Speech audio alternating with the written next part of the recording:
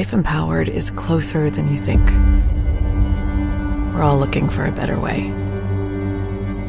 Reimagine what's next with a new sense of exuberance. Why not power on like you mean it? Or power off blissfully? A better sleep is a better awake. You've never moved like this before.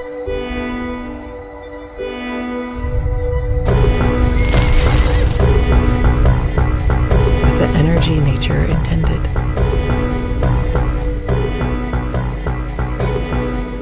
Imagine reprogramming the way you look at the speed of science.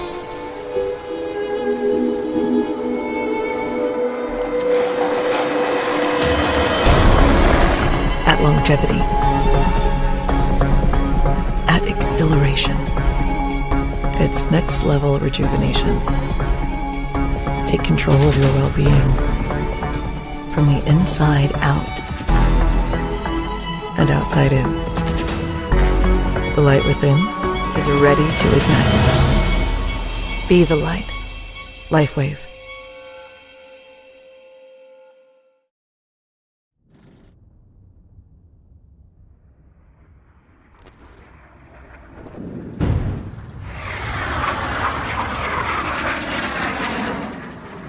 One time we had a small plane go down somewhere in Africa, and we were not able to find it by surveillance.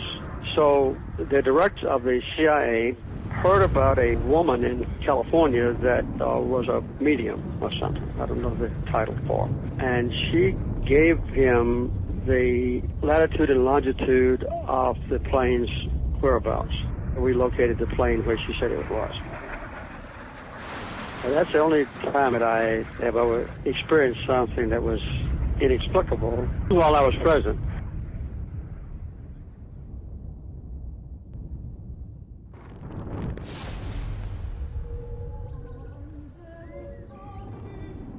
He was the most psychic man in the world, but nobody seems to know what killed him.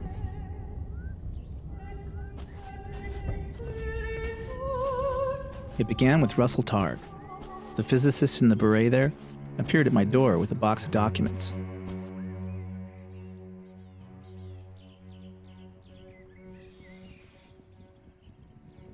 Okay, so this is marker 701.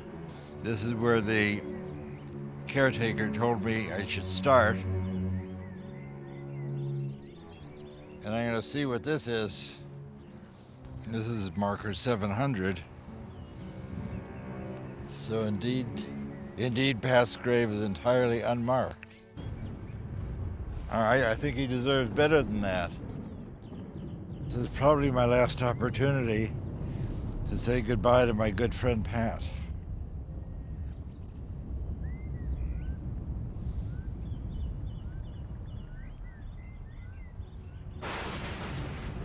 Pat Price often said, the more attention you place on hiding something, the more it shines like a beacon in psychic space.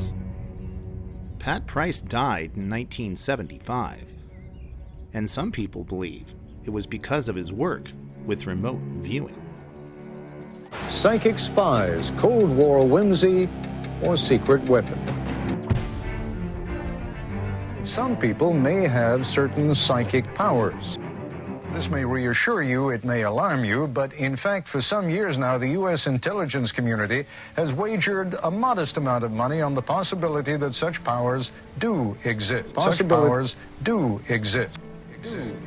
But the most enduring experiments have been in the field of remote viewing. We got into it when we discovered that they were in it. We found that many individuals are able to accurately describe what's going on in distant locations, blocked from any kind of ordinary perception. Are you saying that the work you've been doing is classified? I really can't talk about matters of classification, as you can imagine. My name is Russell Targ, and I'm a physicist.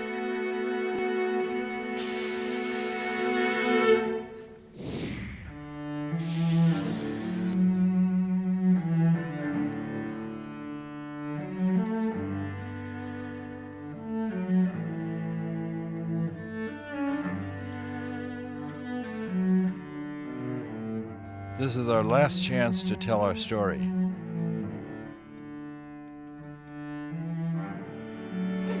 I haven't been on a road trip like this for many years.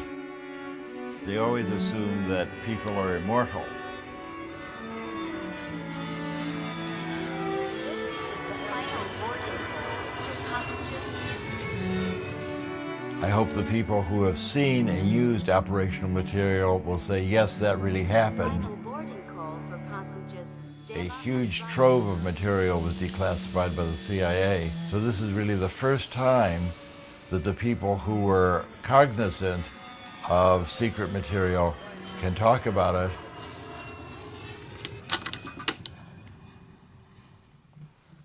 At one time, humanity worshipped fire. The shamans called it magic, and the people feared it. And now science recognizes fire as simply another part of the natural world. Ideas change based on new evidence, but the fear of the unknown remains. The future, it all looms very large. What if psychic abilities were real?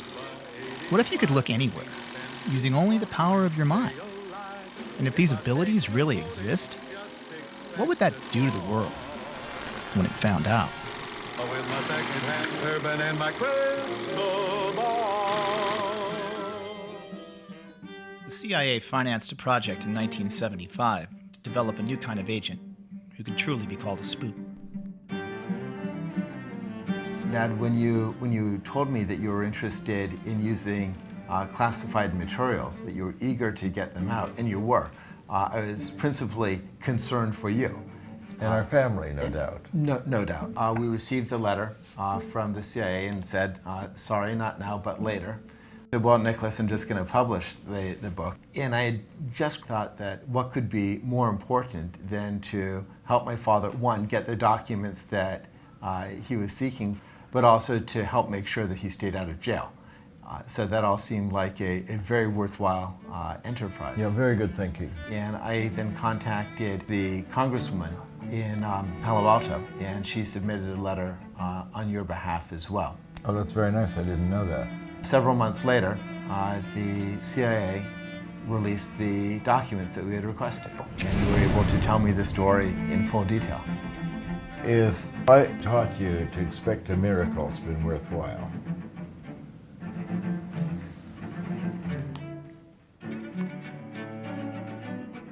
With the floodgates now open, an additional 70,000 documents on remote viewing were declassified. I can now show everybody these pictures without having to kill them afterwards. You can actually take out of thin air information about something you have absolutely no access to, just using your mind. If we want to know why the CIA was lying about our program, perhaps we should go to Detroit and talk to Kit Green, our former contract monitor. He was branch chief of the Life Sciences Division at CIA. I was given the results. The drawings showed the ability of a visual representation that appeared to be better than overhead imagery. In Pat Price's drawings, it was as if it was from inside his brain that the information was coming, not from his eyeballs overhead looking down. It was obvious to any intelligence organization that if you had an ability to be able to remotely perceive stuff, really remotely, like any place in the world, that could be an extraordinary intelligence source. The remote viewing program basically ran from the early 70s to the mid-90s. For more than 20 years, the CIA used psychic abilities operationally and in a top secret program for the US government. You paid for them, you deserve to see them. CIA had said cease and desist. And people said, this stuff is so intriguing that we got back into the game.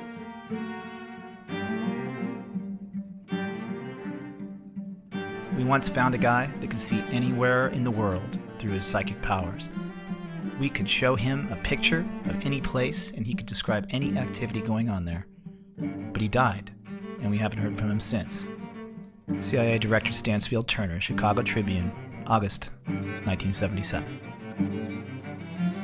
I believe when he died, he was out in Las Vegas or something, and Kit Green rushed out there. Even though he died unattended in a hotel room, you don't need to make it a medical examiner case, although that's not correct. And he was taken to the emergency room, which I visited.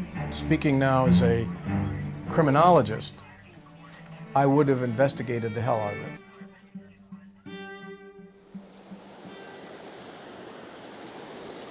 But the water's a little bit murky, so I'm going to change to a bigger fly that they can see better.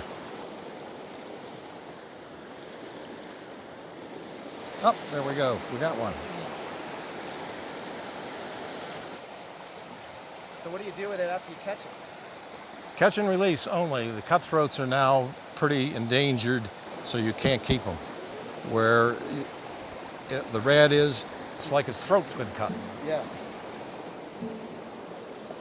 Ken Kress was our long-term contract monitor at CIA. He was a physicist.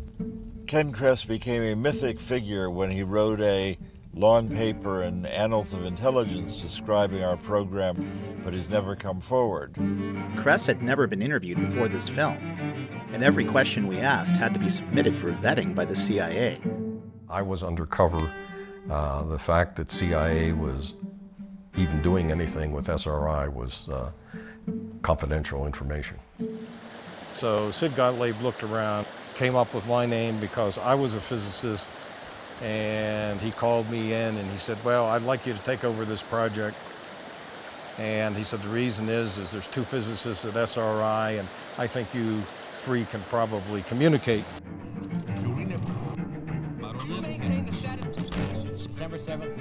The first series of experiments here at Stanford Research Institute were what the scientists called remote viewing. For example, here is a reenactment of one of the first experiments last year. The subject was a New York artist named Ingo Swann. He was in the room. The experimenters, Drs. Harold Putoff and Russell Targ, were driving away in a car. Their destination was in a sealed envelope. This day it was Palo Alto City Hall. The subject did not know. But back in the room, the subject began sketching and describing where he imagined they might be. Here was the tape recording that he made then. There must be buildings around, and this would be sort of an area enclosed of some sort, a quadrangle or a quad. And then I sort of felt that there might be a fountain around, but I didn't hear any water in it. There is a fountain. That day, it was turned off. Back in the room, the subject sketched a pattern he thought was crosswalks coming together in a circle. In fact, the courtyard is paved in this pattern. The courtyard where they were is 2 miles from the room where the subject was. There had been no communication between them. Somehow or another, Kit Green and Ingo got together, but Kit came up with a report, and he sent this back, circulating through CIA, and eventually got to Sid Gottlieb. Gottlieb was already predisposed to look at psychic phenomena from 10 years ago. As the CIA's sorcerer, Gottlieb attempted to raise assassination to an art form. Out of his labs had come many debilitating potions. We knew who Sid Gottlieb was, the director of the famous MK Ultra program. This is by 1974. MK Ultra was the CIA's notorious mind control program in the 1950s and 60s. They were giving LSD to people to see if you could create a Manchurian candidate and strip away their memories. We considered him sort of the Joseph Mengele of the American side. Mengele, of course, was the notorious Nazi physician who did biological experiments on Jewish prisoners. Gottlieb was not doing that. Gottlieb, of course, is Jewish. He was just torturing other people independent of race or religion. He's sort of equal opportunity in this as well. From my point of view, he reminded me of my own Uncle Sid.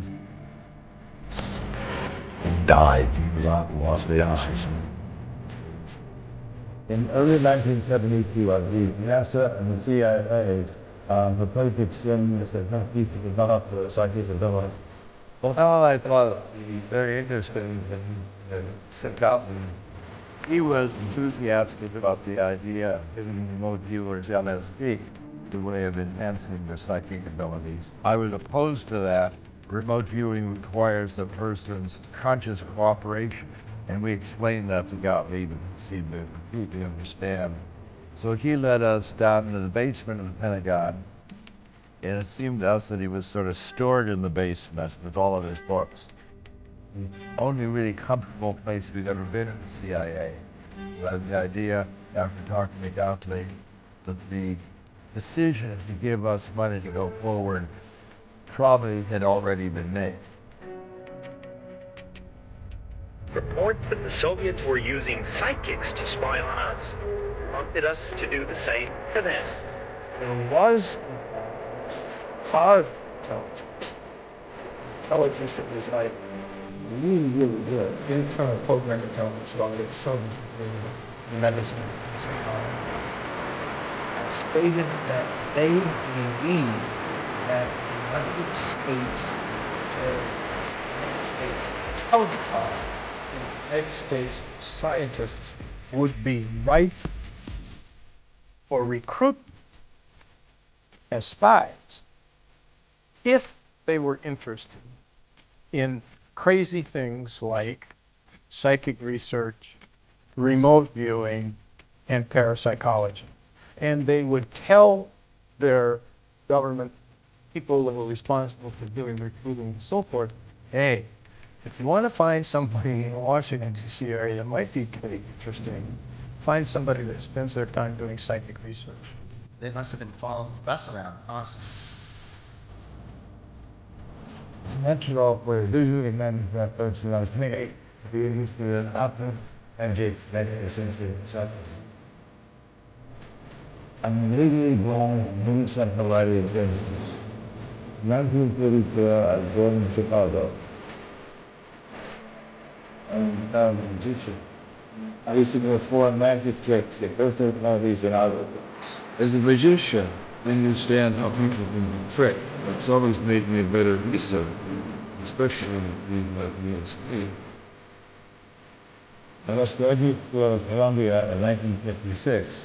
In 1958, I began working on the earliest development of the laser.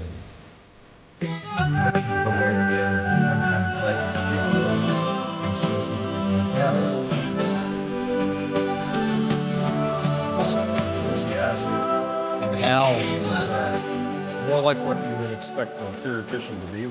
But they both came across as, physicists. I heard that there was going to be a lecture at Stanford University, and there was a young physicist, Hal Puthoff, giving a lecture on psychic discoveries behind the Iron Curtain, American and Russian ESP.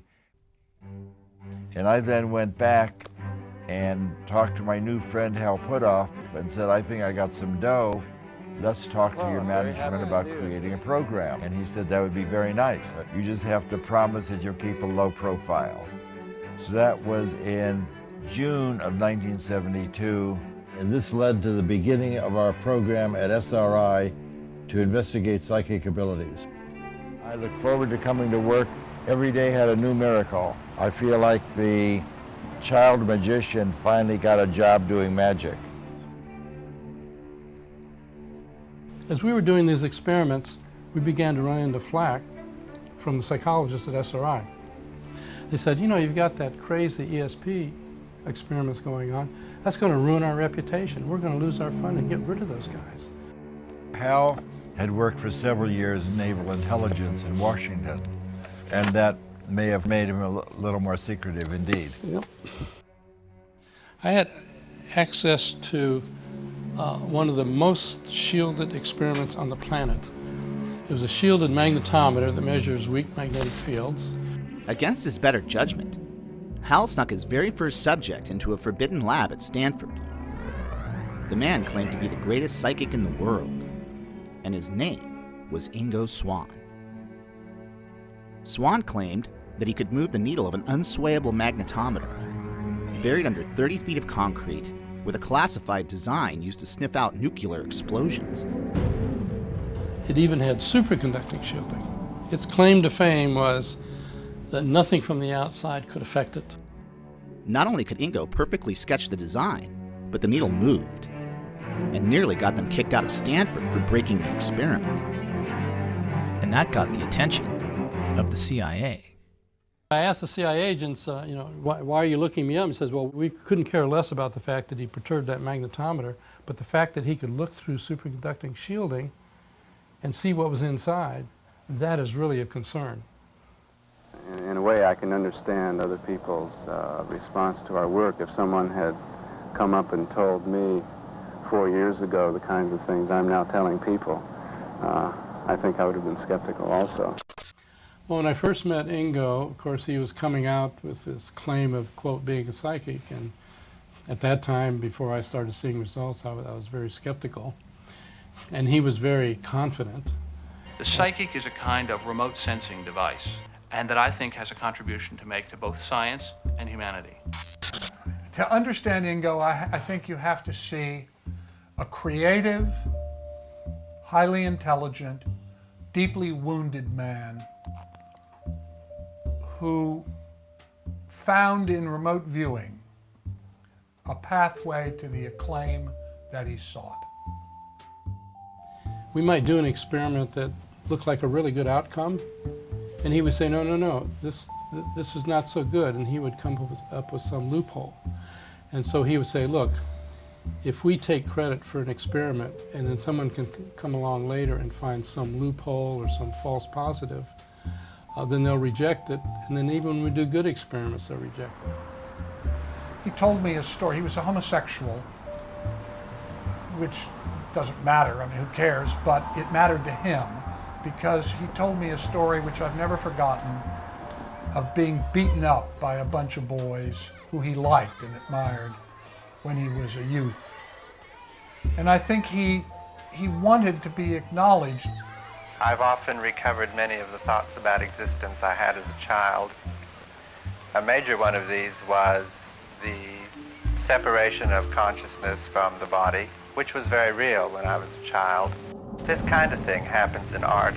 I believe, and always have believed, and I've returned to it many times in my life, that I am not this body in terms of consciousness, and consciousness can go places where the body cannot. It was very important to him to be validated by SRI. SRI was the first lab of a different order of magnitude from all prior parapsychological research. What SRI was always upset about is that during our day here, we brought in 1% of the money and 99% of the publicity. Back in 1972, SRI was primarily a contractor for the government and some industry. With the riots in the late 60s, early 70s, the fact that classified work was going on at Stanford University, they didn't like that. Up until that time, most parapsychological research was done by small foundations on minuscule budgets operating in a corner of some basement.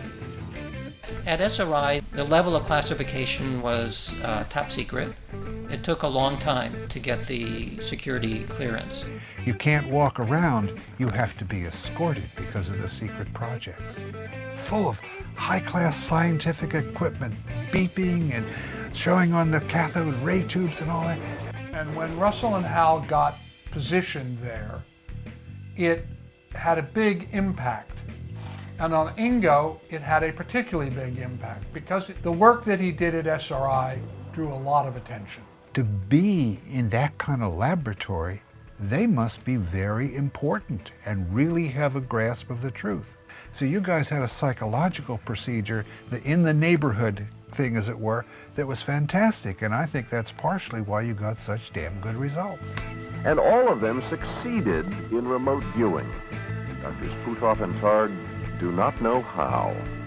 And so maybe one of the most important things about the work done here is that it has been published in one of the most conservative and prestigious scientific journals in the world, with this note: few readers will finish without wondering for at least a moment if indeed ESP might be possible after all. What a difference that would make to us all. Jack Perkins, NBC News, Stanford Research Institute, California.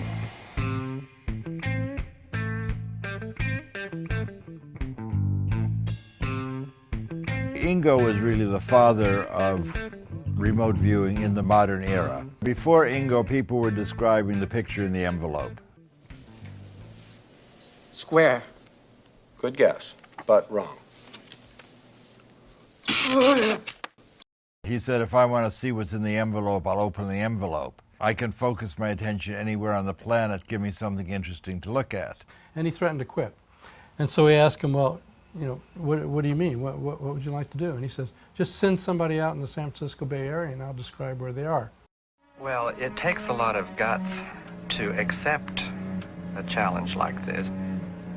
The psychics involved could sort of get into it at a creative level and discover things very distant from themselves and then go find out if they were really there. Well, we had, by now, 30 analysts, not scientists, in CIA, and maybe 6 or 7 scientists in CIA talking about these initial dozen or so results of these anecdotal situations. We began by speaking of some kind of almost a psychic arms race here. Is there any real application to this?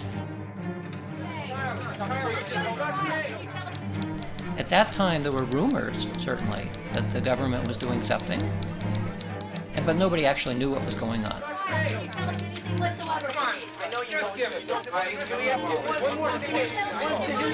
Why are the intelligence communities chasing after this thing called remote viewing? What if there are no secrets? What's really going on here? They had to put resources on something that sounded crazy. That's what it was. And we would all talk about them and say, well, I know I didn't lie. I know you didn't lie. And we'd get polygraphed once in a while, and it became clear we weren't lying. That wasn't the issue. What's going on? These people from CIA were very concerned. They had one goal in mind, to prove that it was nonsense. Well, we've looked into your background. You've had these high security clearances. You've been polygraphed. We know we can trust you. The Russians have been spending millions of dollars over a decade at some of their best institutes investigating so-called ESP. No scientists in America even believe there's such a thing as ESP. In fact, it was because the Soviets had a completely materialistic viewpoint.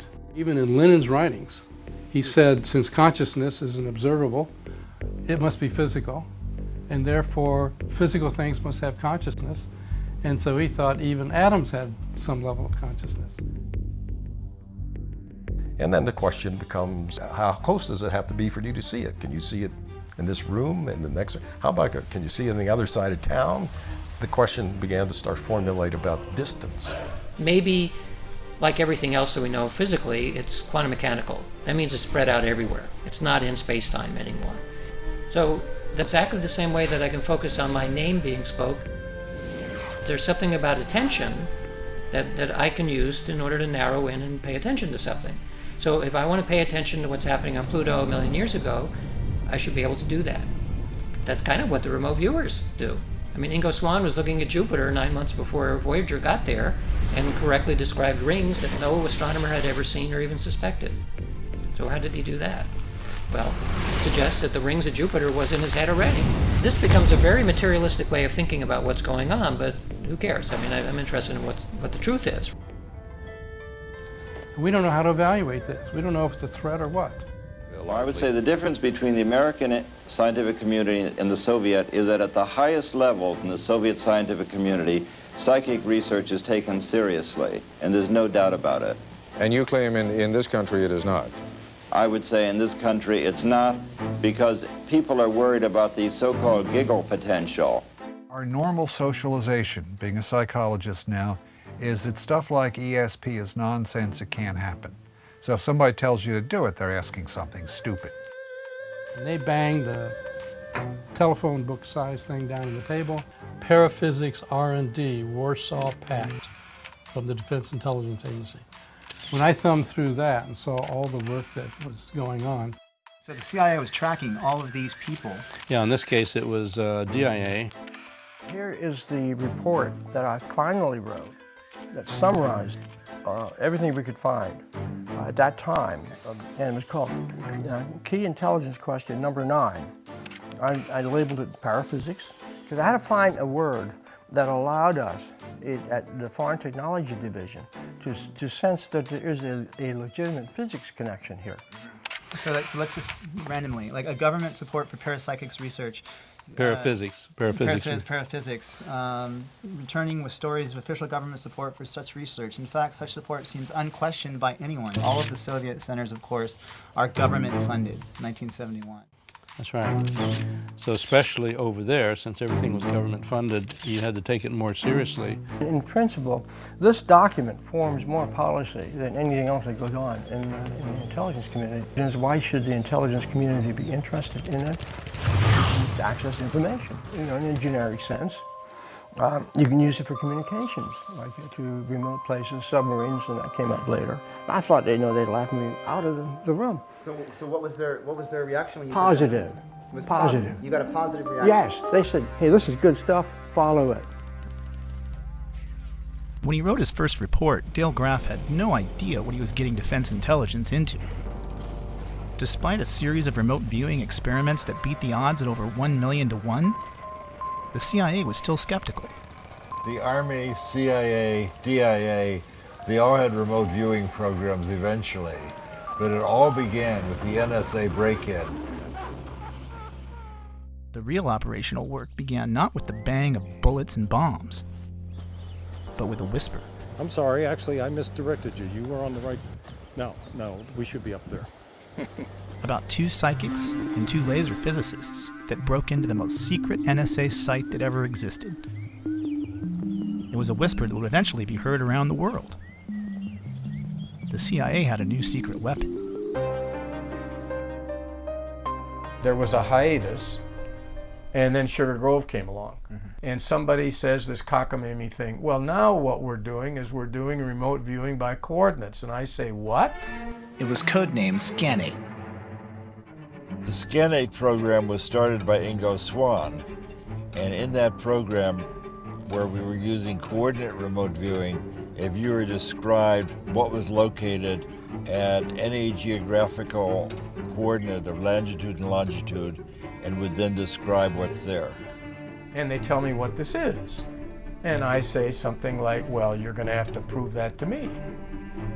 And the door opened at the end of the hallway, and a guy walks out. Could you give me some coordinates, just map coordinates of a place that you know? He says, this will do it. He says, I'm positive you don't know anything about what's there. I said, perfect. I took him. And then Kit gave Hal those coordinates that nobody knew about. From Ingo's standpoint, he said this is really a sexy target. It's got all kinds of antennas. Seems like a very hush-hush place, very military, and he drew how things were laid out. The results came back so specific on paper that I was just like, I was kind of nonplussed. It included a diagram, guardhouse, accordion doors that roll up big enough to put a Jeep through, 4 stories below, hallway, cipher lock, and I took it to my colleague Dave, who had given me the coordinates, and I said, here. He said, man, Green, this is nonsense. I said, are you really, really sure?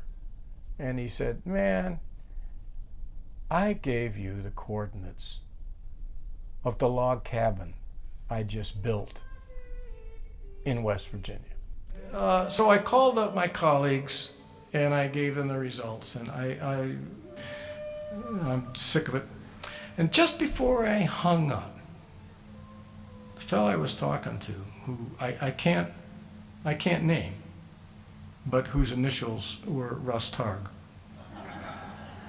said, "That's really too bad. It's really too bad. Really too bad." The other guy found the same thing. Early in the SRI program, there had been some publicity, and Pat Price had read about it.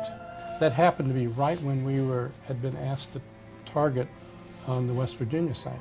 So it was over the telephone, saying, you know, I used to be maybe police commissioner or something like that in Burbank, and sometimes I would get intuitive flashes about some crime scene that we were working on, and it would turn out I would be right.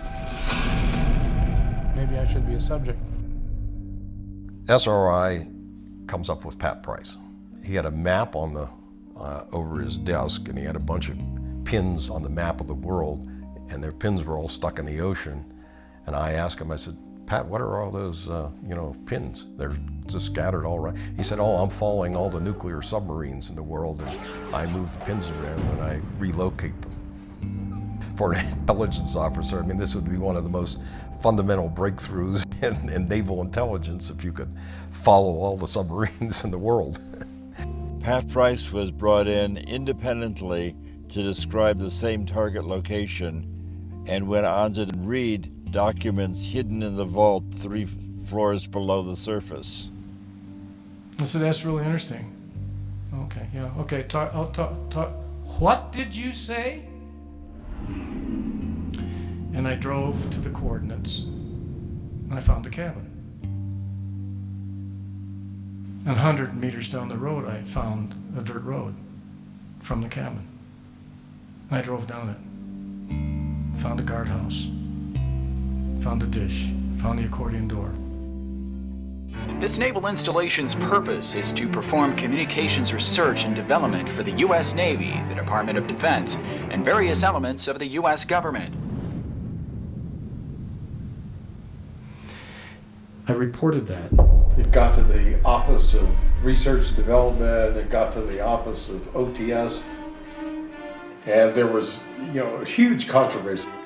And it started as very small ball.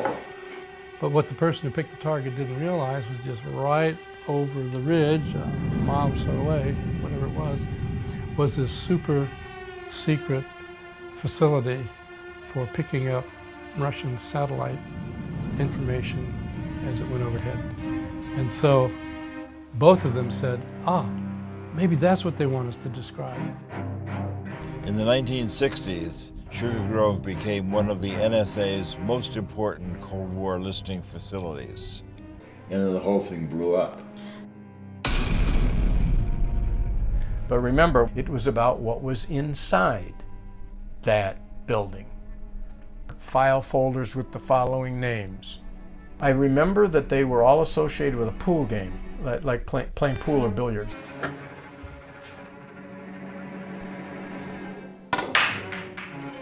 Filing cabinet on the north wall labeled Operation Pool Cue. 4-ball, 8-ball, rack up. I'm saying, this is reminiscent of his visit to the place that Kit took him. Within 48 hours, I had security officers in my office at headquarters. And they were grim-faced and they were upset. And I was told this officially, it's been made public. The filing cabinets were there, they were green, there were file folders, and they had the exact 3 names on the file folders. Now, that was the first thing that was important, is that they were correct. However, those guys out in California got the code names. They got code names that were part of a special access program, not just code names. They got special access program code names which were classified top secret. The names were classified top secret. We were then descended upon by all the law enforcement of the United States. We had government agencies from NSA and CIA coming to visit us and find out why the CIA had targeted a group of psychics to go spying on the NSA. So I didn't know whether to be sick to my stomach or what to do. So it wasn't just Kit Green, it was the owners of this site. And you know, some of it, like some of the names that I told you, turned out to be accurate. And so, you know, the first concern, a security leak. Somebody has let this information out. If I was director of intelligence or even the president, and I was briefed on what you just told me about those code words, I would think that this was either a propaganda thing, or I would think that there's a guy who could probably look inside a nuclear missile silo and give me the launch codes. And that guy is really important, and potentially dangerous. It's either a hoax, or it's real. I know. Now, if you're asking me where I sit, it's in the latter. You know, what really is going on here? Do we have a counterintelligence issue where people can do this sort of stuff against us? And of course, the other side of it is, hey, can we do it against somebody else? How would it be if we spent half of our time on operational targets for the CIA and half of our time doing research? And he said, I understand what you want to do. That would be fair. Everybody knew that there had to be some foundational science or this stuff would never be accepted. Stanford Research Institute has been conducting an experimental program in the field of psychoenergetic effect. I had Hal and Russ bring Uri Geller to me, who was supposedly one of the psychokinetic people who could take and bend spoons and do other magic kind of things with materials. And we had an experiment set up. 15 drawings were placed in double-sealed envelopes in a safe for which none of the experimenters had the combination. This is Geller's representation of what he believed was sealed in the envelope. This is the most off-target of the drawings that he did. As you can see, he is quite elated about getting the right answer. Hey, this is real. Don't you try to debunk this, because it is scientifically proven. And I can tell you the agency did a little background check on Uri and found that he might be working for some other government, shall we say. And so he was just dropped. There were security concerns. The worry was that there was national security information that could be gathered. What he said was that he mushed his head into a safe, and these words popped into his mind. When a CIA analyst reads this and says, what? Does that mean if I have a document on my desk that I consider highly sensitive and classified, that there could be some Russian psychic 1,000 miles away reproducing what I'm looking at? Suddenly the lights came on, and we had CIA money and fresh support for our research. Our CIA handlers warned us to be wary of bugs, phone taps, and even honeypots. Bring these personal problems to me. We could see anywhere, and they had unlimited resources to back up our claims. We even had a degree of fame among those in the know. It was like a dream come true.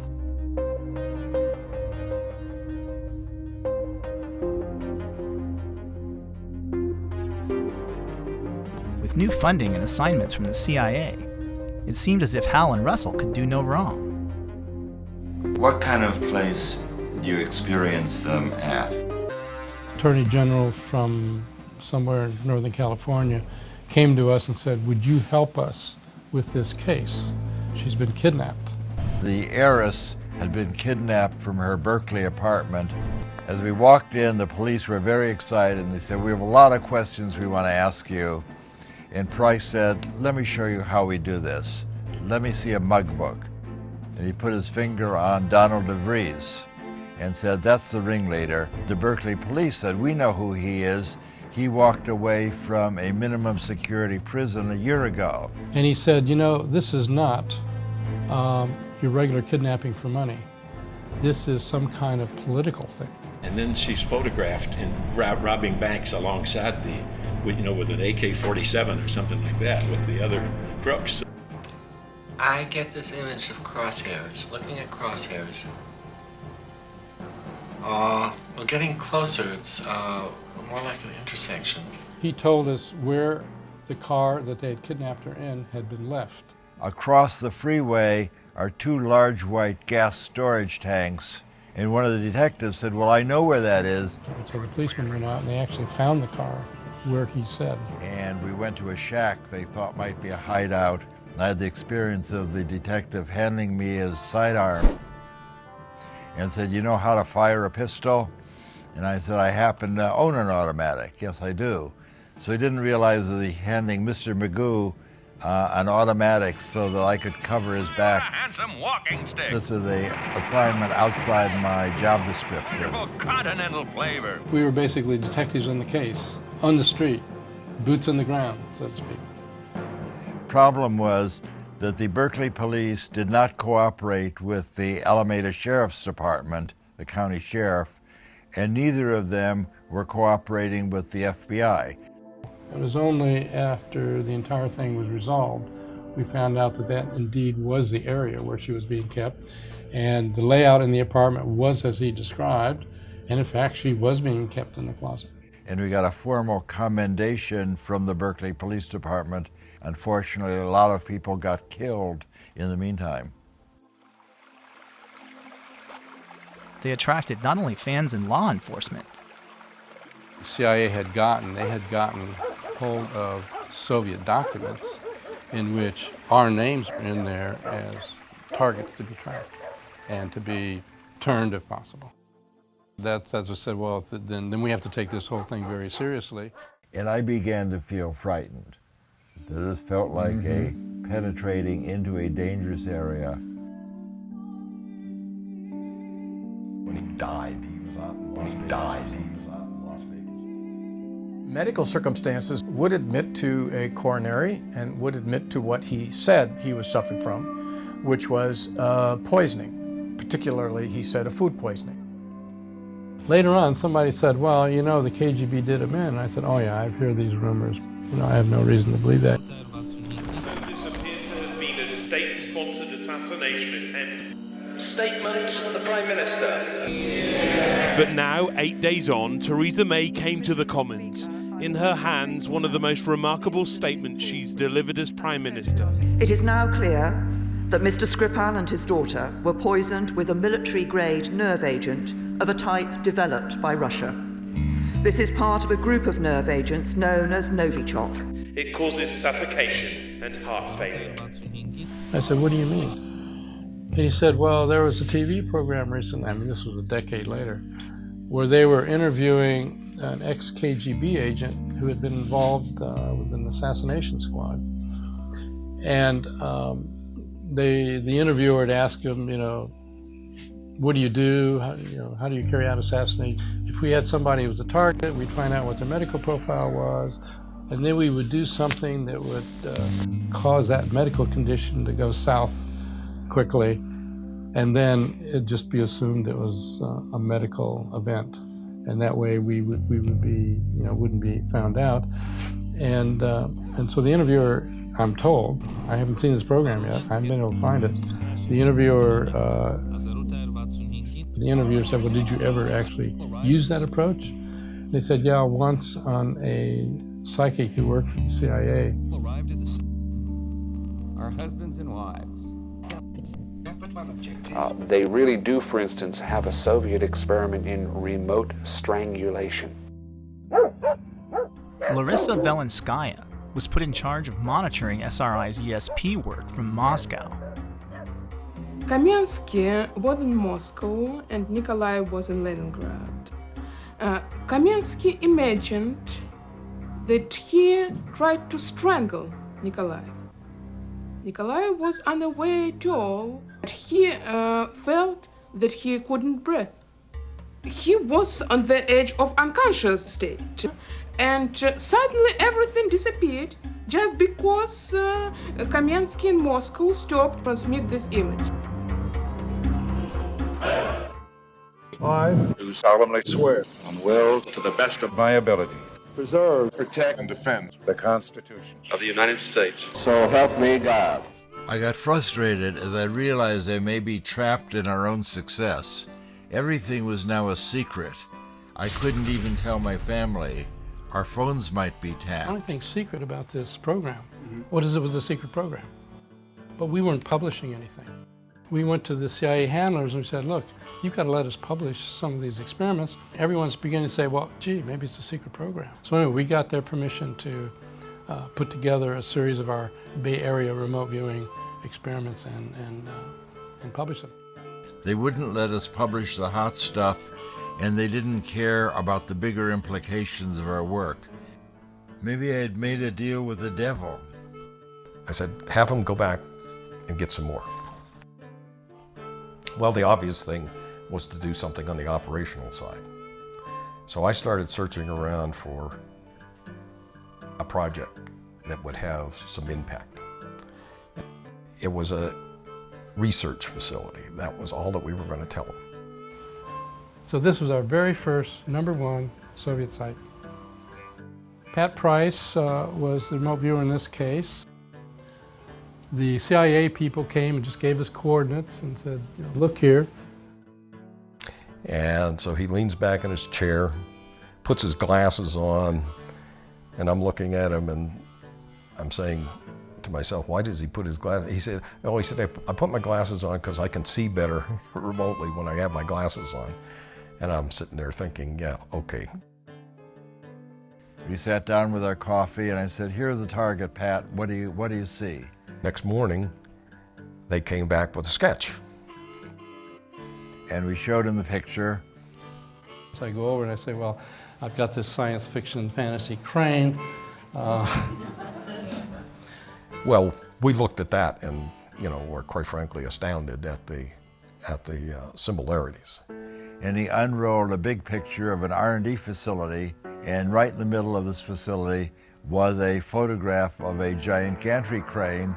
So the sketch on the left is what Price produced, and this one is the one that is derived from the from the sketch from the photographic image. He said, oh, this was a huge crane. He said, I saw somebody walk by and the guy only came up to the axle or something on the wheels, or up to the top of the wheels. Pat, what do you see about underground? He said one of the big things they're doing here is making these 60-foot spheres out of steel. They're actually 58 feet. What I was told was the analysts of Semipalatinsk did not know about the Gors. They finally rolled out a 60-foot diameter steel sphere that's part of a containment vessel for a particle beam weapon to shoot down American surveillance satellites. Exactly what Price described.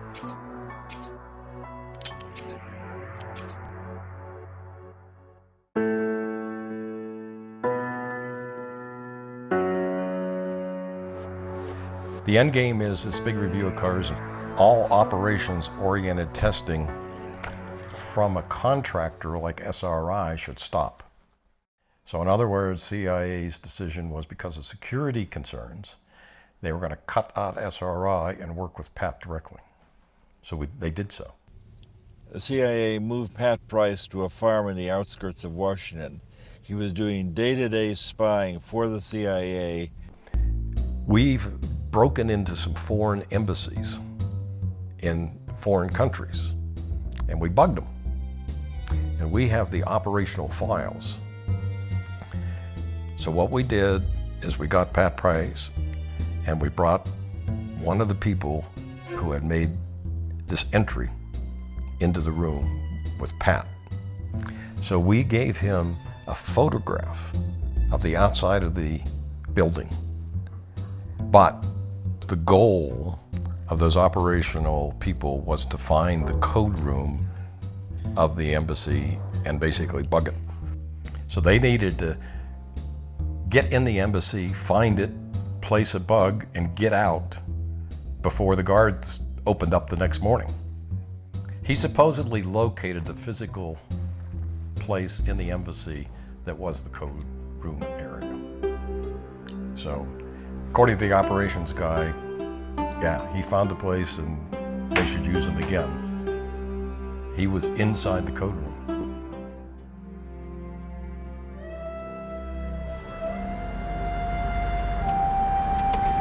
Sonic Court, Thames Street, and that's it. So he's a wizard of Sonic Court.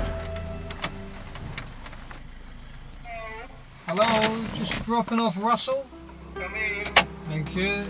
Uri Geller knows a lot about code rooms. Uri says he spent a long time working for Mossad, so perhaps he knows what happened to Pat Price as well.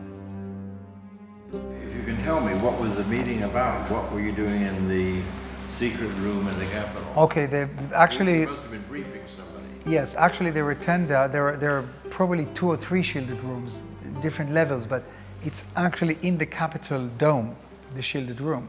It is a room where no eavesdropping can take place because the walls are leaded, etc., all kinds of materials, even the plugs are different, and you know, it can also be a wine cellar. So while doing secret work, that's fine. You can drink wine and get drunk.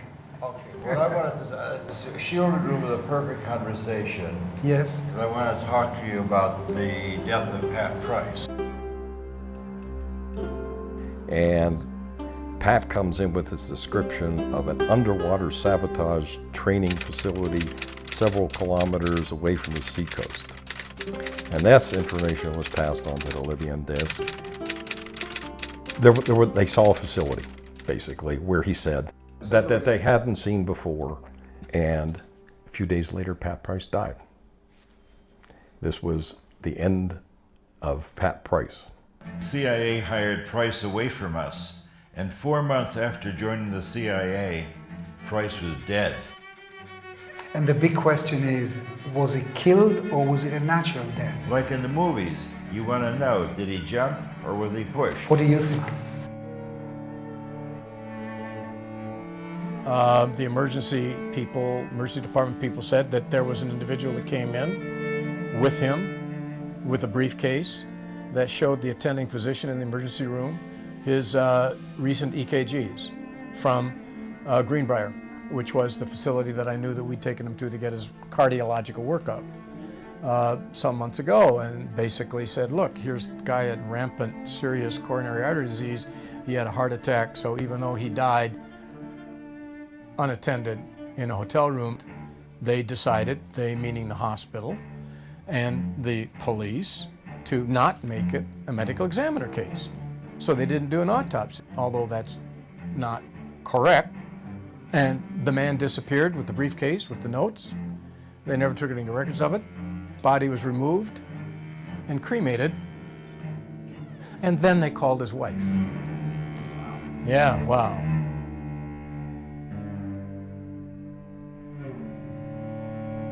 Price was known to have a heart condition and he may have had a heart attack. That's it. Next. The Russians may have killed him. And the third. In my opinion, yes, is the CIA discovered quickly they had a terrible problem. After Price's death, it emerged that his church may have been attempting to blackmail the IRS using classified documents. There's a file cabinet that's got a folder full of this stuff in it. This church had a problem with the government. He would go back to his church officials and immediately give them a debriefing of everything that he said and everything that I said. Here, the guy who was walking on water was a traitor. I do not think he was a spy for his church. You know, I was shocked and devastated because I had no idea about this. If he walks into the president's office and reads a nuclear code, if it turns out that Superman is a double agent, what do you do? If he didn't understand and misinterpreted what it was that he could tell his confessor in his church, I forgive him that. That's not Pat's fault. Knowing intelligence, knowing what's happening around the world, and having worked for certain, agencies, I know a little more about this story. That's exactly why I wanted to talk to you. People who are so valuable are never taken out. They tempt them with amazing circumstantial or monies, dwellings, houses to work for them. They will never. This is like killing the goose that lays golden eggs. Devices which would have enabled the CIA to use this poison for killing people.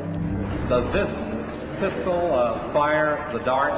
Yes, it does, Mr. Chairman, and a special one was developed which potentially would be able to enter the target without perception.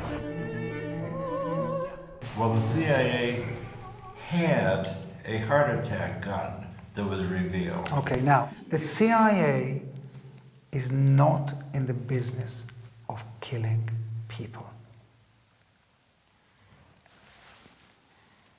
Well, they were in the business of making a very complicated killing machine. And they got in a lot of trouble for that. I saw Pat shortly before he was killed. He was coming to see us. Yes. But before he left, he called several of his friends to say goodbye in an odd way. So, in short, he predicted his own death. And he purchased a $1 million term life insurance to give to his wife Ann at the airport. You see, I didn't know that. Interesting. And he's changed his trip to visit his son in Salt Lake. Maybe he had a psychic feeling that he was about to die. He must have been one of the greatest psychics in the world. Yes. Some Army remote viewers tasked themselves on Price's death years later and decided he was still alive and at work. Of course, this was just speculation. It was entirely unmarked. He deserves better than that.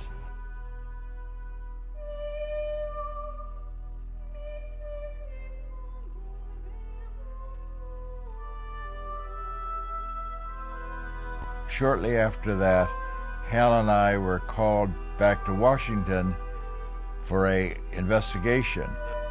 What the CIA had hoped to squash by eliminating SRI's contract would only grow after an Aviation Week article released after Pat's death perfectly matched his description of the gores of Semipalatinsk, something no one else in U.S. intelligence knew.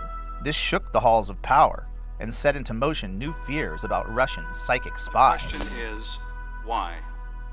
What was happening in July, August of last year? The House Committee on Intelligence Oversight decided there must be a security leak that gave the California psychics information that no one in the rest of the intelligence community had. Well, actually, I was excited about the opportunity to brief them because by this point in our career, the more people at high levels who knew about what we were doing, the more support there was to make sure that the program went forward. Unfortunately, you will learn today that these efforts by Russia to discredit the U.S. and weaken the West are not new. All I can say is that if the results were faked, our security system doesn't work. What these persons saw was confirmed by aerial photography. There's no way they could have been faked. There were 4 senators out there fighting to keep it going. What's next? Are we looking at a new Iron Curtain descending across Eastern Europe? And we were supported for another decade.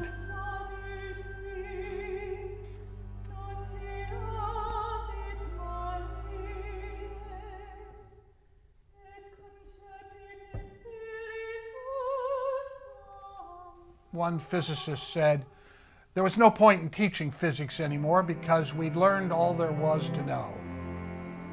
And now we look back and realize that what we thought we knew was the tiniest fragment. Although the CIA publicly denigrated the idea of remote viewing and claimed to end interest in the subject after the death of Pat Price, SRI's rising profile led to partnerships with every single branch of the intelligence community. Defense Intelligence Agency took on a contract with the U.S. Army in 1978. It begins. But this being the Army, it really starts with drill, naturally. Over 3,000 troops in Fort Meade, Maryland, were screened by Army intelligence to find the top 6 that would spearhead the program. That first day in the company. These were grunts, regular guys. Vietnam vets picked because they had a knack for avoiding landmines.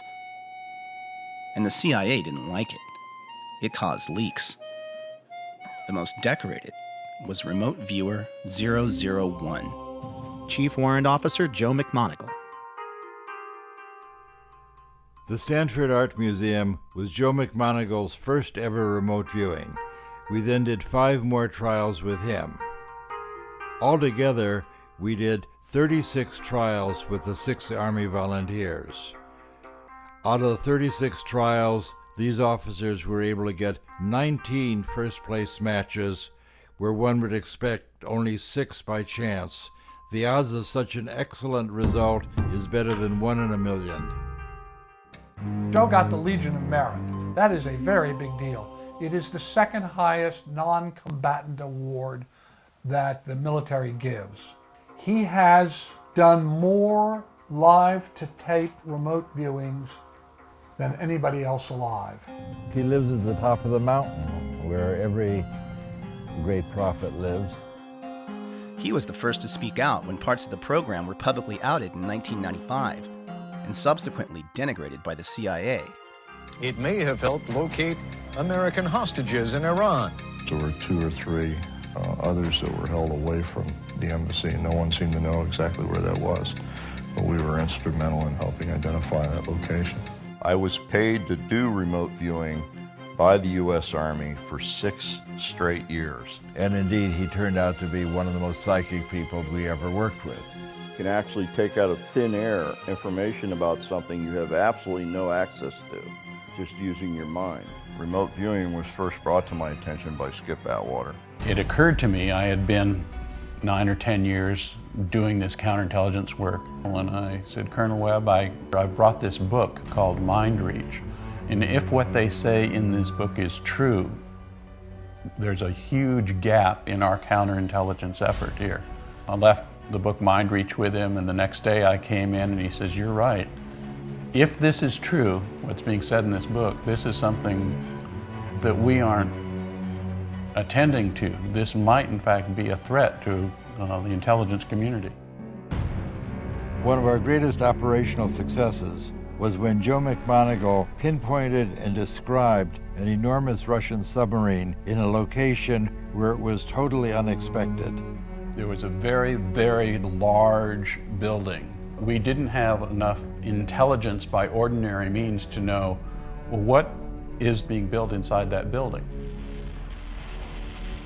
The building was hundreds of yards from the water. What I decided through remote viewing was that they were probably constructing a new submarine. And the submarine was unique in that it had twin hulls. And the hulls were actually stuck together this way. So it was a twin-hulled, very wide submarine.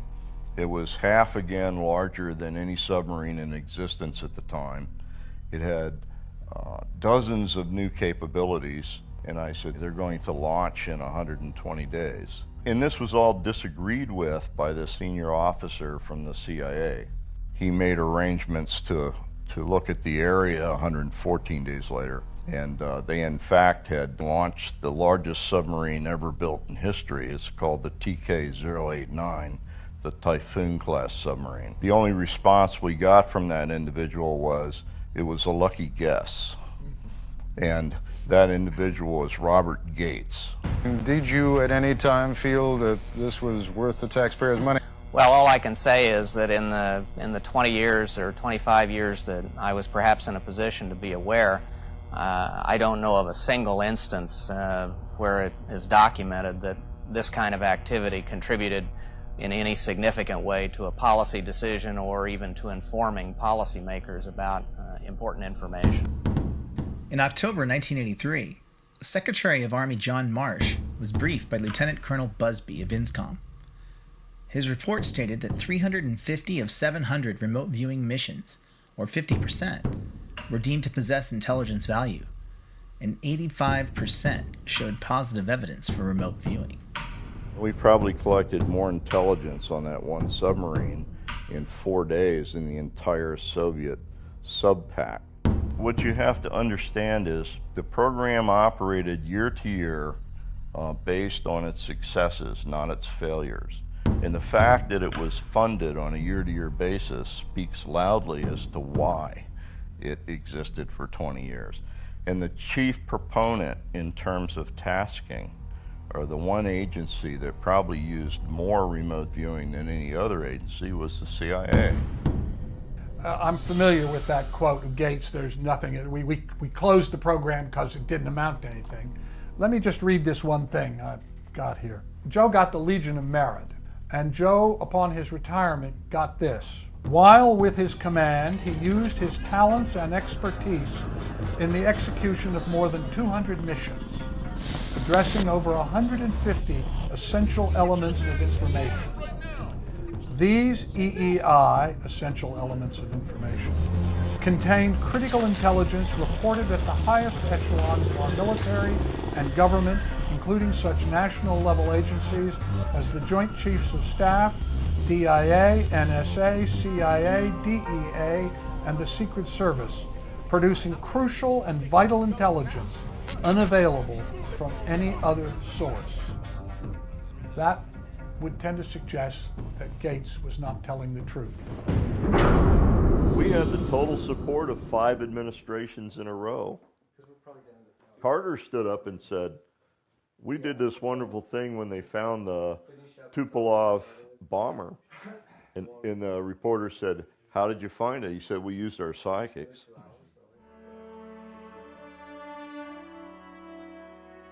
We're on our way to see President Carter and talk with him about our mission to find a downed Russian bomber in Zaire. We helped him pull the Soviet bomber out of the jungle before the Soviets could find it. Let's see if he'll acknowledge that, as he did in his recent autobiography. One time we had a small plane go down somewhere in Africa, and we needed very much to find out where that plane had crashed. And we were not able to find it by surveillance. So the director of the CIA heard about a woman in California that was a medium or something. I don't know the title for. And she gave him the latitude and longitude of the plane's whereabouts. We located the plane where she said it was. Now, that's the only time that I have ever experienced something that was inexplicable while I was president. One evening I'm called into the office. I was working late. I said, we understand that you have some people that can find things. I said, yeah, I have the SRI contract. There are people on staff there. So they said, well, this is really a top secret, burn before reading kind of project. Here's a picture of an airplane that's missing, and how can we get into Africa and get to the airplane before the Soviets get there? It was a defector. He just took the airplane south until he thought it ran out of fuel, and he punched out, and the airplane kept going. But it still had fuel. Now, that's why they couldn't find it. It wasn't there. I said, well, that's because you're looking in the wrong place. Look over here. Because by this time, an entire intelligence community was involved. She drew this. So I took this sketch. This is a sketch. And I handed it to the search team. And so I'm looking at this huge map. And it's 200 miles this way, 200 miles down. So she looks at that map and goes up to the map and says, over here, here's where it is. The X, where the pin went into the map. And they sent a helicopter out to investigate the area. And shortly after they landed, a native comes out of the jungle carrying a piece of metal. And it turned out it was from the airplane that crashed and was within about a mile of where it was, where the actual site was. All the information was in the field before the airplane was found. And the CIA did a special check on that to make sure, and so did NSA, to make sure that my story did hold water. The information was there before we knew where it was. The woman who drew the sketch, referenced by Dale and President Carter, was an Air Force officer. She and an SRI remote viewer, also crucial to the case's success, have never come forward. The research out of SRI showed that remote viewing had no predictable scientific limits or even theories to explain it. As the team racked up success after success, higher and higher up the chain of command, the question was asked, how can any of this even be possible? You know, I said, well, we've done this remote viewing experiment and the results are very significant. He said, one of those guys is blind and the other one's crazy. Now, the perfect team for examining psychic abilities. That's what I thought. Oh boy. There's of course no way to deal with people who don't want to know. A storm starts brewing and we get a new director of Office of Research and Development. He could not accept the reality of paranormal activity. He said he knew that this was not real. And a guy in the back of the room jumped up and said, I know what this is. Somebody's taking notes to see which of us are gullible. Well, whoever's taking notes, I want you to know, I'm not buying any of this. And he marched out. A week later, I came back and I said, did you evaluate it? Can you tell me what you thought about it? And he said, no, I didn't evaluate it. And he said, I'm not going to. And I said, what? We're fundamentalists. There may be something to it, but it may be demonic. We don't have anything to do with this. You are working with people who are in league with the devil, and you're part of the Antichrist movement. And I picked up the data and walked out. And deniers who think there is no consciousness beyond our skulls are a powerful force in American society, are anti-science because they do not respect or accept facts. They are people whose worldview is based on faith of a very particular kind and belief in dogma.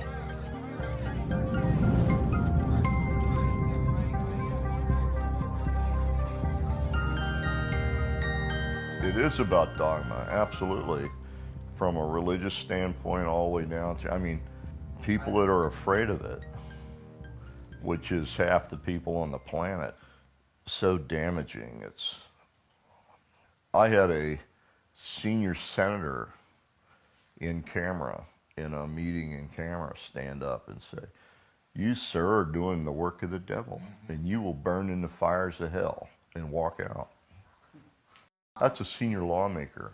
And then in the same meeting, when we broke for coffee, I had another senior lawmaker hug me and whisper in my ear, you're doing God's work, son. Now, which one scares you the worst? I think psi research is important because it's an essential part of reality which science hasn't yet taken note of. Furthermore, there's a lot of misconception around people just assuming without any proof that there's no such thing. It's just a piece of dogma. And science should not be about dogma. How many people say they've witnessed things that do not fit within a materialistic paradigm, and then they're told you're deluded because your experience doesn't conform to our dogma? This is so fundamentally anti-scientific, it's utterly appalling.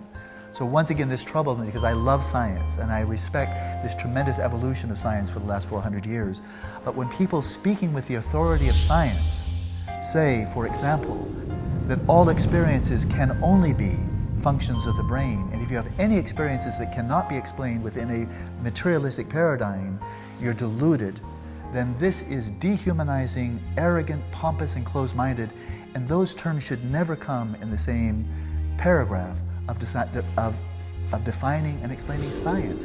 When the evidence just gets to be overwhelming and the groundswell here is growing, I would say before too long, if you still insist that the mind is nothing more than an emergent property of the brain, it will be widely recognized you're just ignorant. And the key point about physics is always evolving. Our knowledge of physics is always expanding, and phenomena which people reject as impossible today may not be rejected as impossible tomorrow, because tomorrow we'll have a more extensive theory of physics. Enter this next wonderful reality and the most controversial of the people. And it shocked me that they found anything to object to. This is a hardcore scientist. Well, I'm very happy to be here. My name is Russell Targ. I'm a physicist, and it's my great pleasure to tell you about the remarkable work we did at Stanford Research Institute investigating psychic ability.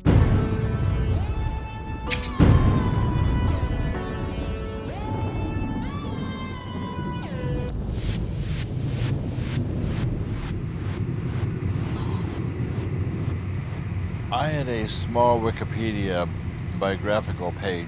This described that I was born in Chicago, went to Columbia, worked with Hal Puthoff on the pseudoscience called remote viewing. So we had a chance for fish and chips and a cup of tea. We must be in England finally. That's right. There's a time when I was ill and I didn't want my biography to be that one-dimensional. So I wrote in that I had been a pioneer in the development of the laser and published many, many papers in lasers. And the Wikipedia masters kept erasing all my laser papers. They said to me, people are not interested in your laser work.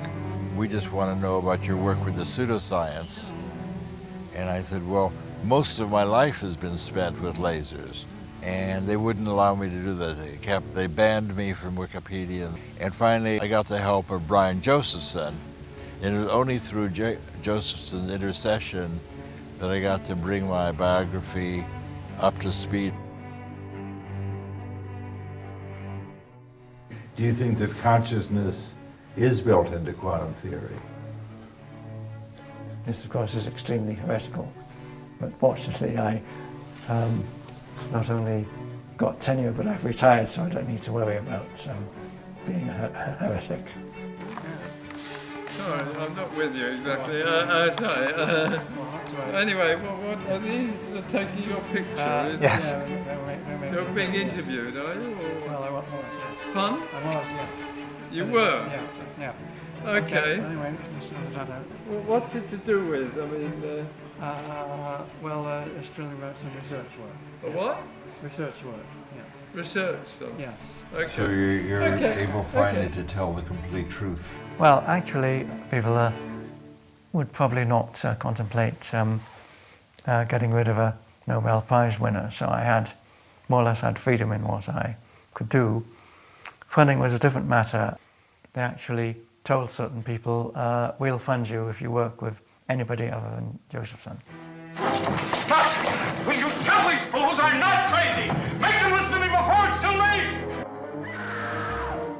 By and large, the critics who've been interested enough in our work to come to our laboratory, we have asked them to take part in experiments and experience remote viewing themselves, which is often very accurate indeed.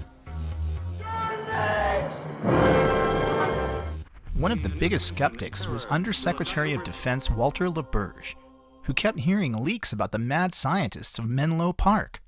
So he decided to pay a visit in his Air Force helicopter, landing on the SRI campus lawn and causing quite the dust-up to Hal and Russ's low profile.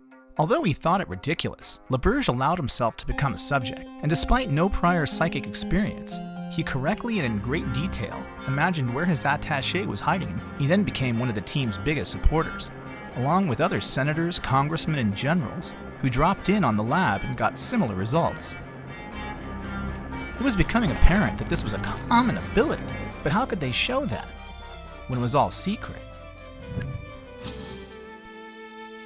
Their first clue to how common intuitive abilities are came when a remote viewer didn't show up for work. So I had a chance to go to San Jose, Costa Rica, center of a mountainous country. And then each day, a remote viewer back in Menlo Park, California, would describe where I am. Well, on a particular day, I had a chance to do a trick. I got an airplane, I flew out, and I landed at an island that belonged to Colombia. It also turned out that on that day, the remote viewer didn't show up. So Russell decided, well, okay, I'll do the remote viewing. What can I do? So Russell's trying to suppress this data, but it just keeps coming in. He says, okay, well, I guess I'm wrong. I mean, I no reason to be in an airport. And not only that, I see ocean at the end of the runway. And I know there's, ocean is miles away in San Jose, Costa Rica. Well, in fact, that's exactly where I was because I'd taken this little side trip. Did you actually take that picture, or is that a standard picture? Somebody else took the picture who, when we had this data, they went out and took it from the same angle. Showing that even a scientist can do good remote viewing. This led to a request from their CIA handlers to bring in someone with absolutely no psychic ability to get a baseline against their best. That didn't work out so well. She was statistically the best results they ever had, even better than the infamous Pat Price. We were asked to bring in somebody who was willing to be a control person for the program. And I chose to work with Hella Hammond, who's an old friend of the family. She promised me she had never done ESP experiments before, and she would be very happy to be part of our program. This is a remote viewing experiment with Russ Targ and Hella Hammond. Today is Friday, October 11th, 1974. It's 20 minutes to 4 in the afternoon. Russ Targ and Hella Hammond are in the first floor laboratory at SRI. Hal has left SRI. He will select a randomly chosen destination.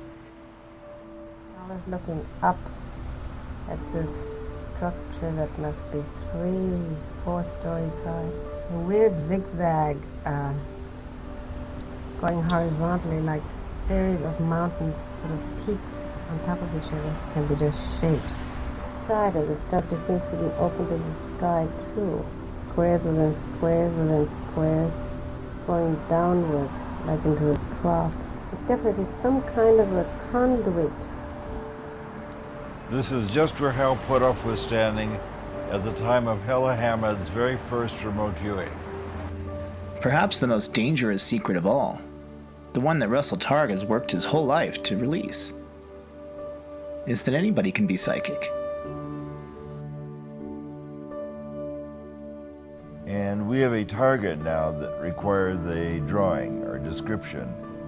So I'd like you to quiet your mind and make a little sketch of the surprising images that show up in your awareness.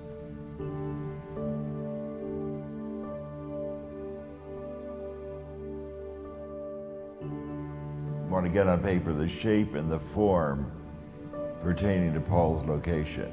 You have Paul and Cynthia in a bright green dress, located at some interesting place.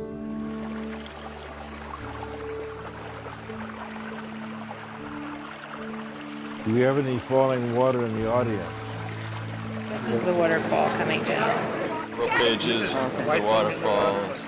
My primary purpose in coming to this conference is to see what I can do to become a world-class remote viewer. I couldn't believe it, but it's different when you actually do it. I had no formal training. It's really about sending the message across to people that if you put your mind and heart to something, everything is possible. The world is your oyster.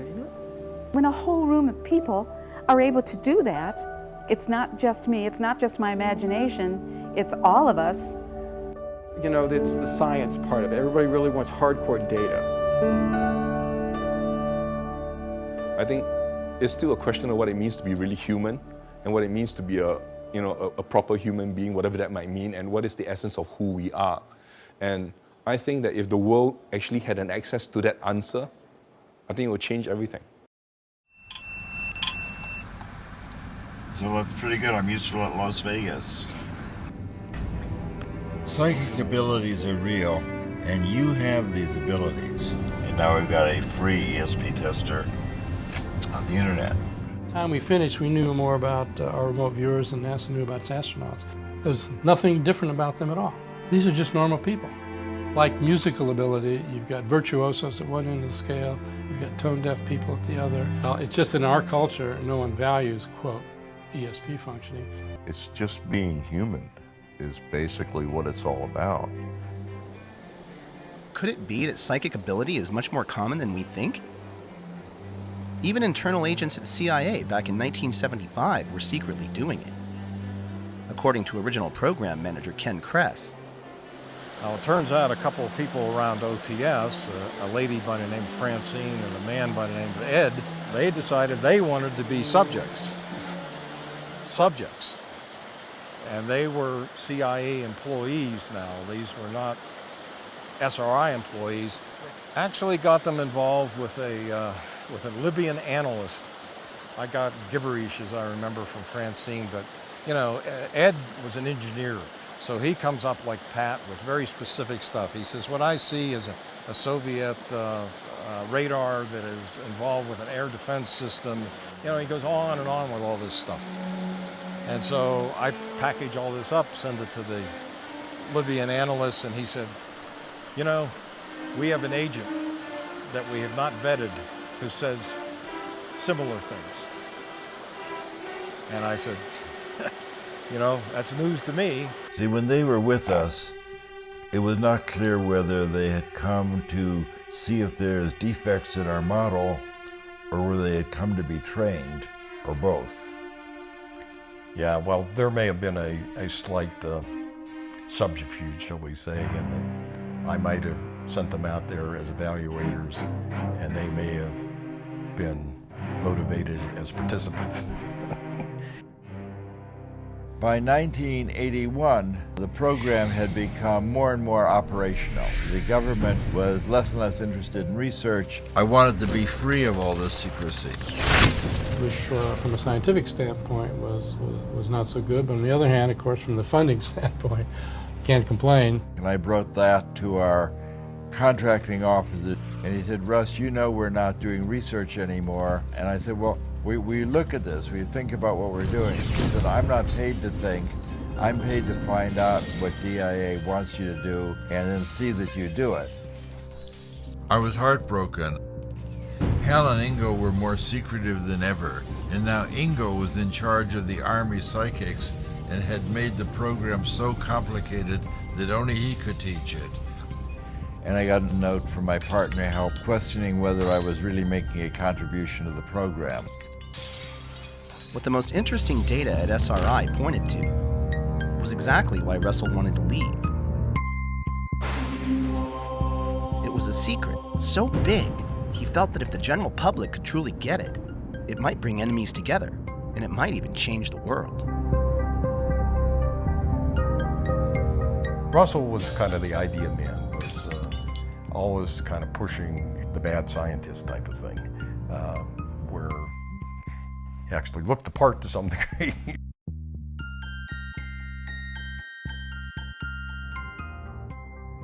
When I decided to leave, this was in 1985, we had dozens of psychics and lots of laboratories and people out there as consultants and so on. And I ended up spending all my time not doing research, but handling personnel issues and funding issues and writing grants and proposals. And I'd get up in the morning and say, well, you know, actually I could be getting back to research. Mr. Gorbachev, tear down this wall. I say no more secrets. SRI's intelligence work with psychics would go on for another decade, mostly unnoticed, until one of their greatest covert triumphs became their most infamous leak. Remember Jimmy Carter's telling of finding the downed Russian bomber in the Congo? In 1995, President Carter recounted that during a talk to Emory University, accidentally outing our top secret program to CNN. Students submitted questions on numerous topics, both serious and lighthearted, and as always, President Carter answered them all. The release of that information contributed to the end of the remote viewing program at SRI.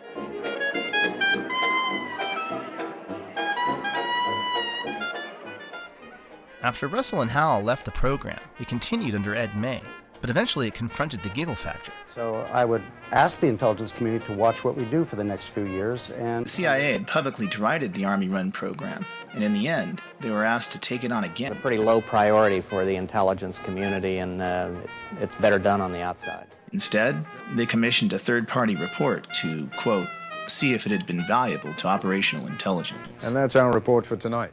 So, what do all these stories add up to? Well, the two experts commissioned by the CIA report disagree. First, there's psychologist Ray Hyman from the University of Oregon. My considered judgment, if someone pushed me hard right now, I have to say the odds are 99 to one that there's nothing to remote viewing. I think remote viewing has been demonstrated over the 20 years of work that's been sponsored by the government. Ed May was very upset at the way the AIR report was done. He was very upset that they did not look at the operational remote viewing and that they did not allow us to talk to the operational remote viewers. I think he was quite disappointed that they narrowed the focus so much so that really it might have been a predetermined conclusion that they wanted to kill the program. I think that anybody who says we haven't proven it yet hasn't really looked at the data. I think, frankly, people don't want to look at the data. They have their worldviews. They don't want those worldviews rocked. I think anybody who looks at it with a real open mind would be convinced. I became 100% certain that it was real acquisition of information. I became 100% certain that it had potentially real intelligence significance. And I became 100% certain that it never would. Why? What I thought were the issues that would make this a useful tool were both ignored, denied, and in addition later dropped, which is screening of subjects to find the superstars. You're tested carefully to find your special talents. For your own satisfaction. Using the tools that I thought we had identified, which were politically not correct then to use, and which are politically impossible to use today. There you go. Well, you're here. Really arrived. You can loosen up a bit now. You would have a latent ability that maybe a lot of humans have, that you'd be able to tease out of some people with some sort of training program or something, and you'd end up with what ended up.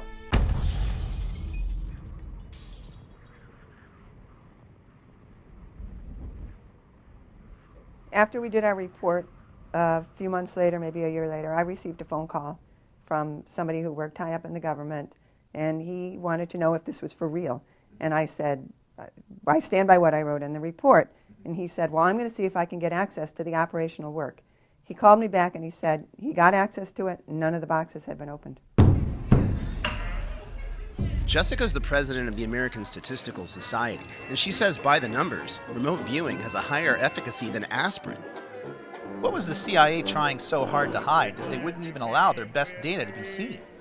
And why did the CIA dislike those regular Joe Army guys so much? We had the total support of 5 administrations in a row. 5 straight administrations supported us, Russell. Privately.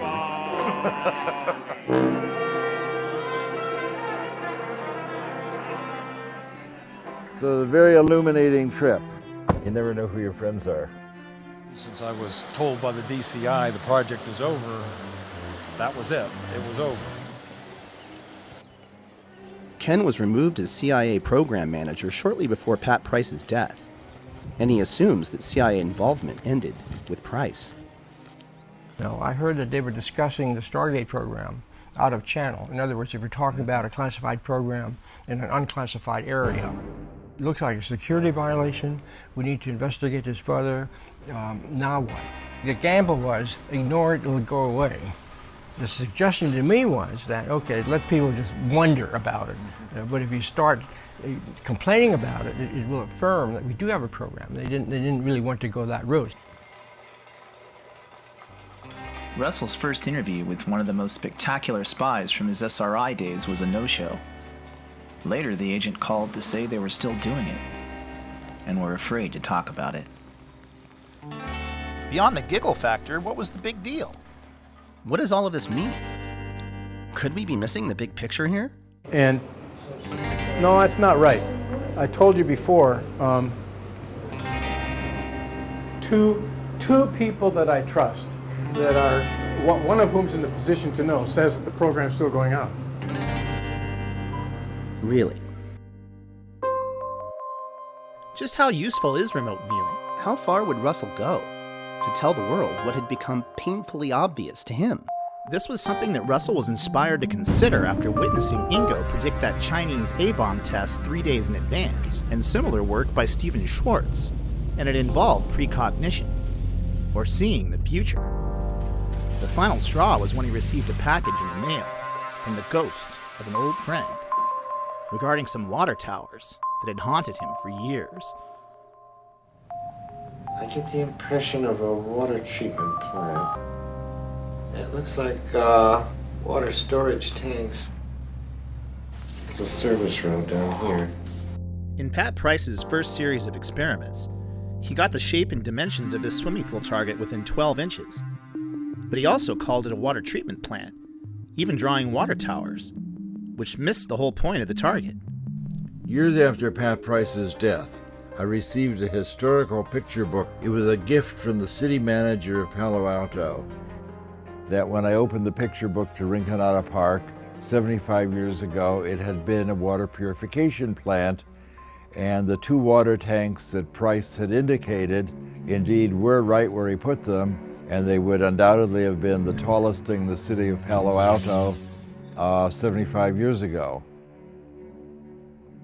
With Pat's reminder of timeless awareness in hand, I hatched a plan to ditch the spy business and try and wake up the world.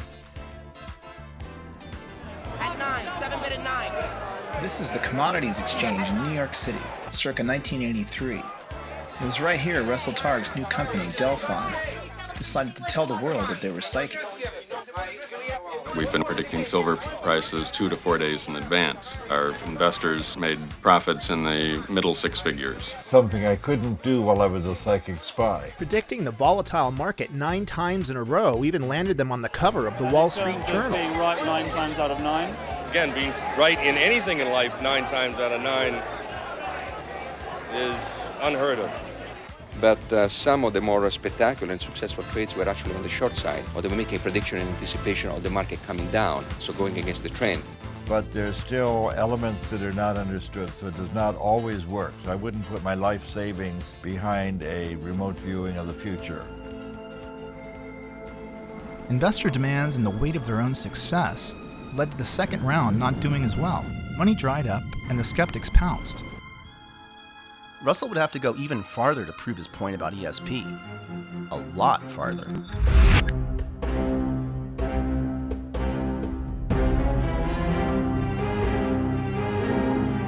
When they first invited me to come, and their letter to me said, please come to the Soviet Union so we can exchange propaganda. I didn't have a big concern about that. I trusted Russell. He went through the process of asking permission.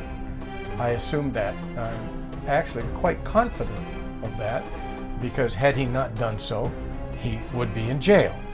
No, I did not ask any permission to go to Russia. I just went. Of course, they can't reveal secret information, and I declared my independence and left. They said, is there anything you'd like to see as long as we're here? And I said, oh yes, I would like to have a peek at Brezhnev's office. I would just like to see where he sits. We were once targeted to describe Premier Brezhnev's office in the Kremlin with Hella Hamid. Who was the control person initially. That's right. And indeed, it's just as she described it. This odd red leather door held in place by upholstery tack, the huge desk on the right, window on the left, and a door in the wall behind the desk, and we did not go downstairs into the computer room. When we were talking to the Soviet Academy of Sciences, for example, a physicist got up and said, it seems that if an experienced viewer can focus his or her attention anywhere on the planet, then it's not possible to hide anything anymore. Isn't that true? And the Russians in the audience were quite shocked with that. I could hear the teacups rattling.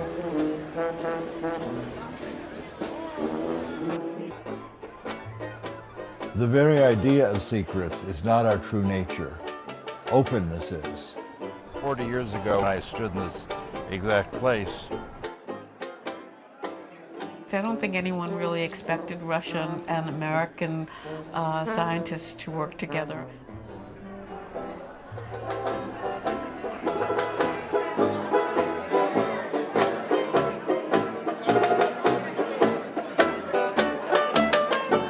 In 1987, and I started teaching remote viewing in Russia, and no one in Russia knew about this on that moment. Yuri is one of the Russian psychologists that Russell met during his travels.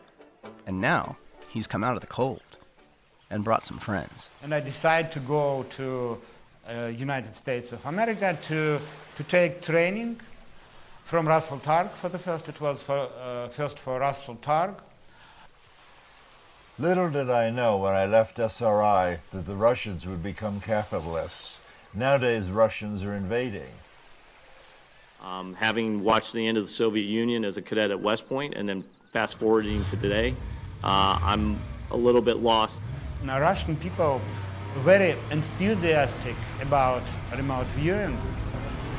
Да, в России я преподаю дистанционное видение, и у меня компания, мы делаем прогнозы и предсказания на спортивные события. На сегодняшний день точность предсказаний в районе 75-80%.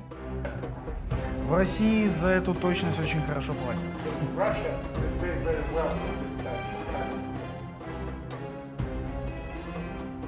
Remote viewing instructor Laurie Williams has brought a group of 20 Russian doctors and engineers to Los Angeles to learn remote viewing for themselves.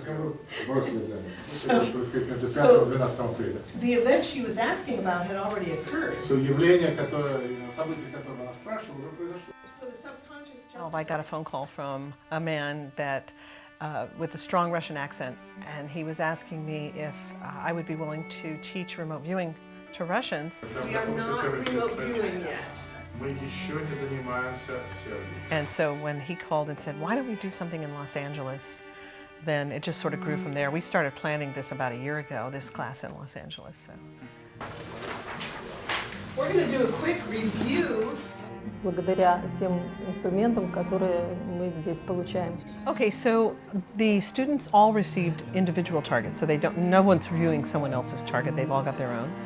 And we've actually been working on these targets for 4 days.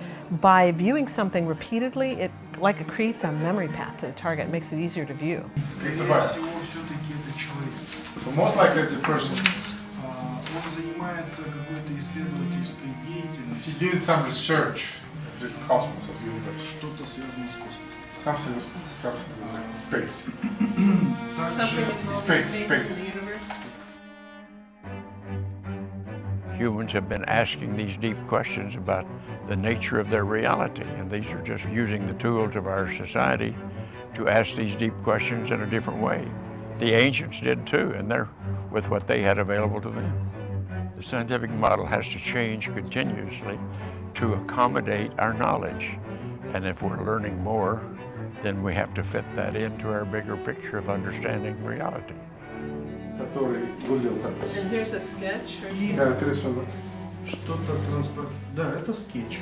А потом пришло, как будто это Луна. No, then I thought that it's moon. Then he thought it was the moon. This is a very kinesthetic day today. They're going to be using their hands, creating 3D models of the target using Sculpey clay, modeling clay. They're going to be... еще один объект, сделанный человеком. There's какие-то лапы. He got about it. It looks like a spider. It has little what spider? Legs. Clicks, yeah. Стрекер. Я его назвал Армстронг. He called him Armstrong. He said that's Neil Armstrong. Is that it? That's all? Okay, you ready for your feedback? Okay, hold on to your seats, folks, because this was the Apollo 11 trip to the moon. Да, это Apollo 11. Apollo 11 trip to the moon with Neil Armstrong.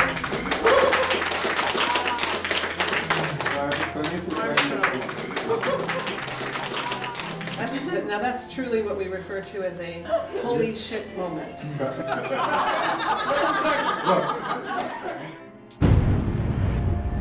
Well, fundamentally, we're talking about interpreting what we see.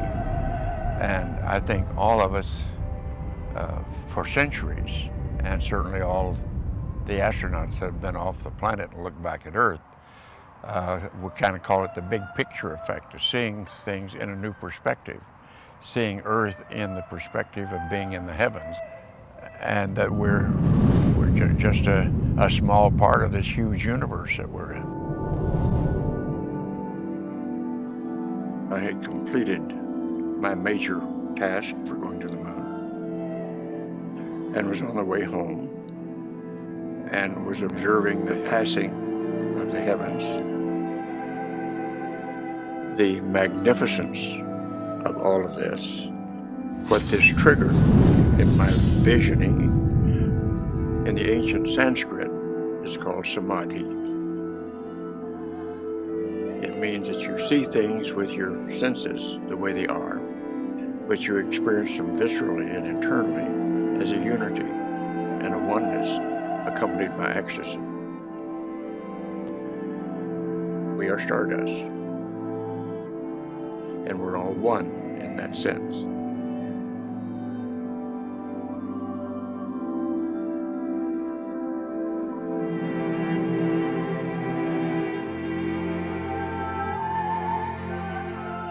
In other words, instead of just serving self, what it tends to help you do is to realize you're a part of a larger reality and to serve that larger reality in a proper way.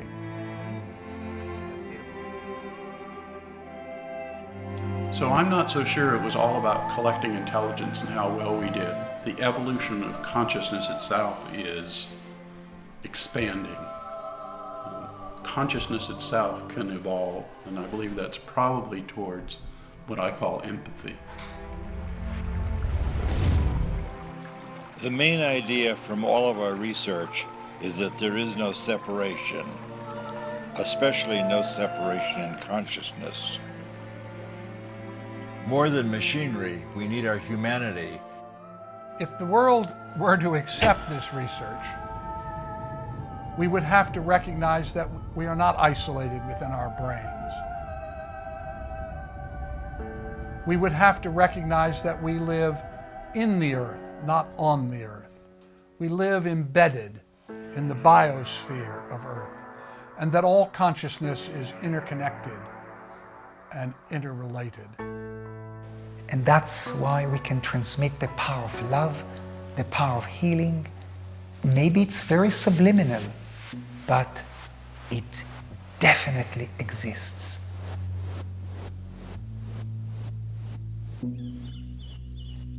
I came across this and said, you know, there's a lot of people who think you're nuts, but you know, hang on, and maybe you're not. We should always be open to our imagination, because once in a while, some of the imaginations will come true. So I think it's time to close up and move on.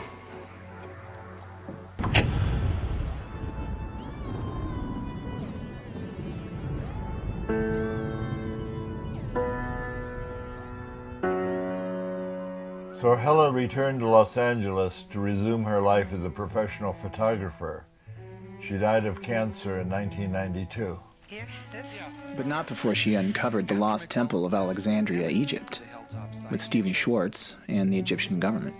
They placed the first stake within 12 inches of where it had been buried for thousands of years, and put the skeptics to rest, at least for that day. She was given no information beyond the general hilltop location. Things are going to change because science is changing. Ingo took the closure of the Army program hard and went into seclusion. We reconnected in later years and had a chance to talk about old times. I'm going to talk about the future because I think that we're far too much trapped in the past.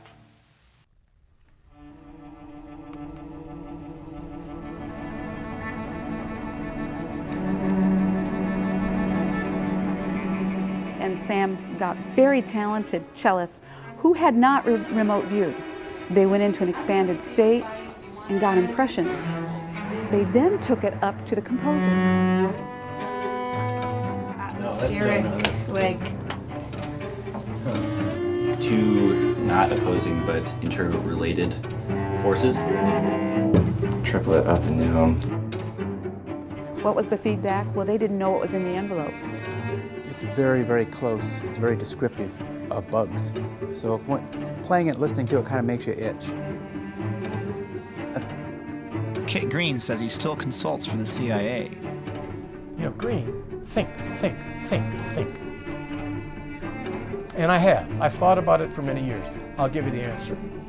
The most precious secrets are hidden in plain sight. That's a stupid expression, but you know what? It happens sometimes to be true. He told me he collaborates regularly with Hal, but on what? Neither one of them will say. Oh, yeah. I've got it going through me, if you can see.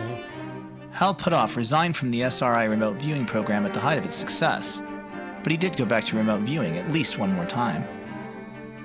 Hal repeated my silver forecasting experiment for his child's high school.